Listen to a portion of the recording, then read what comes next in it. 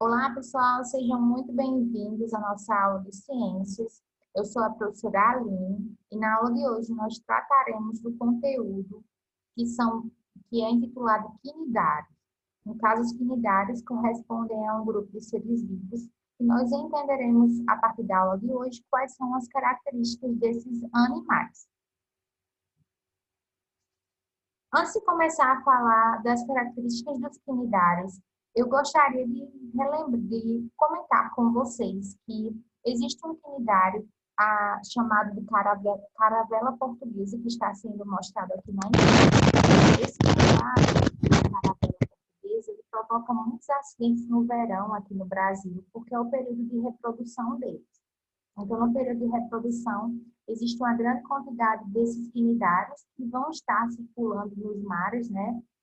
E aí, esses quinidários, eles possuem tentáculos que eles tiveram, que apresentam células urticantes, ou seja, células capazes de provocar queimaduras nas pessoas que tocam nesses tentáculos. Então, aqui vocês conseguem ver um acidente na pele dessa pessoa provocado por esse quinidário, que é a caravela portuguesa, e aqui o bombeiro fazendo, então, o procedimento, né, para reduzir essa queimadura também aqui nessa criança, que foi atingida por um tentáculo de caravela portuguesa. Então, esses animais, eles provocam alguns tipos de acidentes aqui no Brasil durante o verão. Então, vamos entender melhor quais são as características dos quinidários, no caso desse exemplo que eu falei, que seria uma caravela portuguesa. Então, a primeira coisa que a gente precisa saber é a respeito da forma do corpo dos quinidários. Os quinidários, eles podem ter o formato do corpo cilíndrico, ou seja, uma forma de cilindro, e não se locomover. Nesse caso, dos quinidários que têm um corpo em cilindro e não se locomovem, eu vou chamar esses quinidários de pólipos.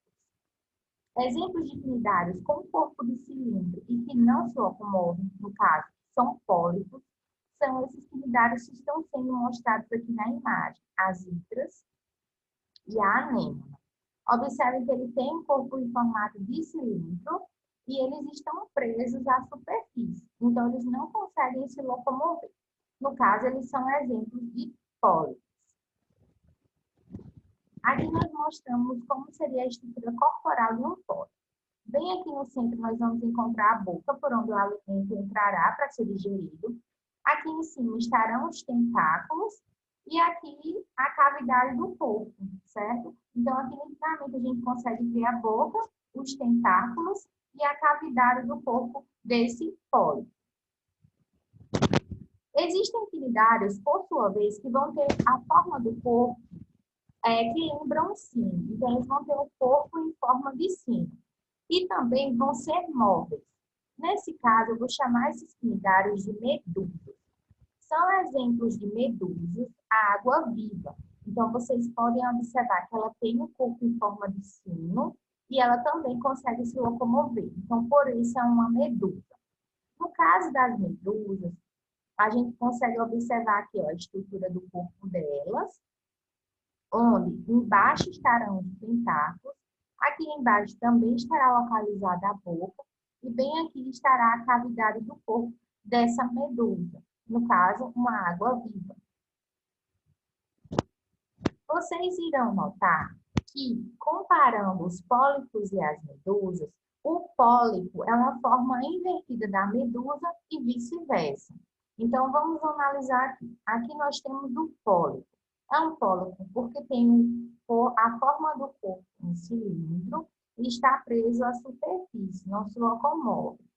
Então, esse pólipo, ele apresenta os tentáculos na região superior, a boca também na região superior e o corpo fica localizado abaixo.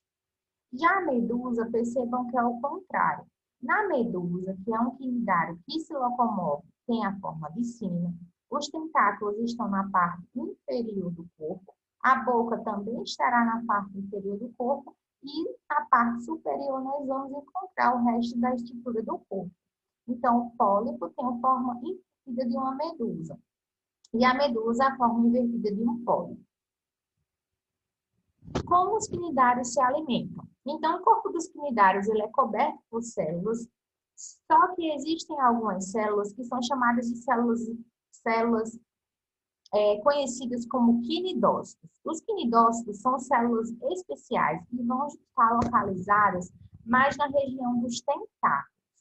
Então, os quinidários eles vão usar esses quinidócitos, essas células, para matar suas presas e assim conseguir o seu alimento. Então, se a gente analisar aqui a estrutura das células que estão nos tentáculos, nós veríamos células mais ou menos nesse esquema, que é um quinidócito.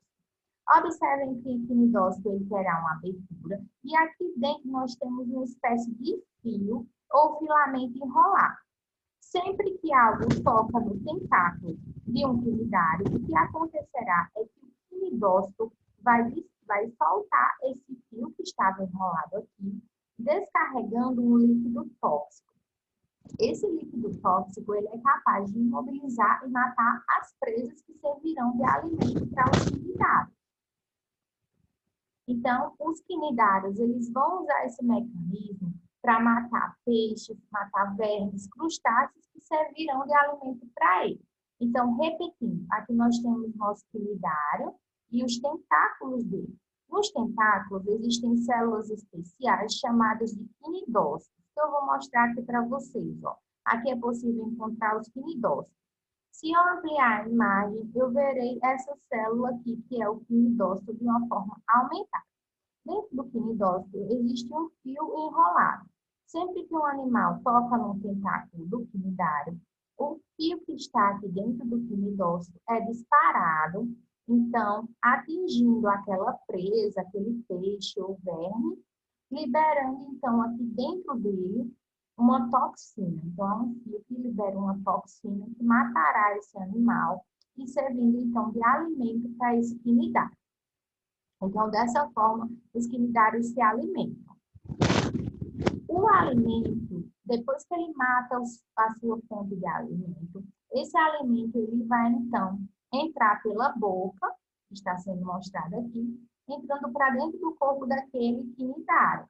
Lá dentro do corpo, esse alimento ele será, então, quebrado. Então, ele conseguirá ser quebrado em pedaços menores, então, funcionando como uma fonte de alimento para esse quinidário.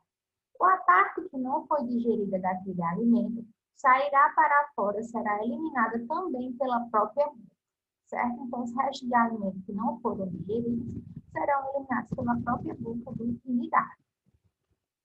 E está sendo mostrado aqui, ó, o alimento não digerido sendo jogado para fora pela boca. Agora veremos como os quinidários se reproduzem. Os quinidários, eles costumam utilizar um processo chamado de brotamento. Alguns quinidários utilizam o brotamento. No brotamento, existe a multiplicação de um grupo de células que formará um broto. Então, vejamos o exemplo aqui. Eu tenho no quinidário um grupo de células se multiplicam, formando um broto. Esse broto cairá no solo e então se desenvolverá, originando um novo quinidário.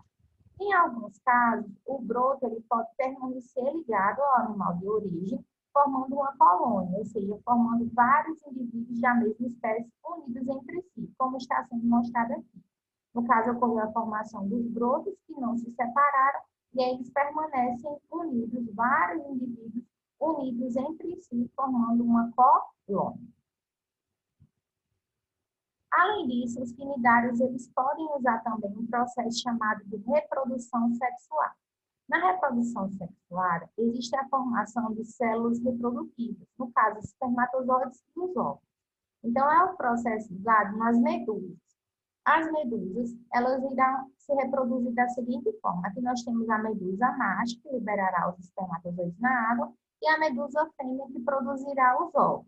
Ocorrerá, então, a fecundação dos óvulos e espermatozoides, o que formará uma larva. Essa larva ela vai se prender a determinado local e aí ela vai se desenvolver formando, então, uma medusa jovem que se tornará adulto, se reproduzirá, originando uma larva que formará outra medusa que se tornará adulta, se reproduzirá e assim ocorrerá todo o ciclo de reprodução dessas medusas.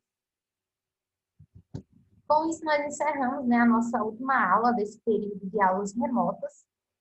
E aí vocês deverão fazer a atividade, que é de forma online também, e enviar dessa vez até sábado, certo? Então, o prazo máximo de envio da atividade deve ser realizado até no máximo sábado, dia 18. Eu estou à disposição de vocês para retirada de dúvidas e façam o envio da atividade, pois ela é muito importante para a composição da nota de vocês. Um grande abraço e até a próxima aula.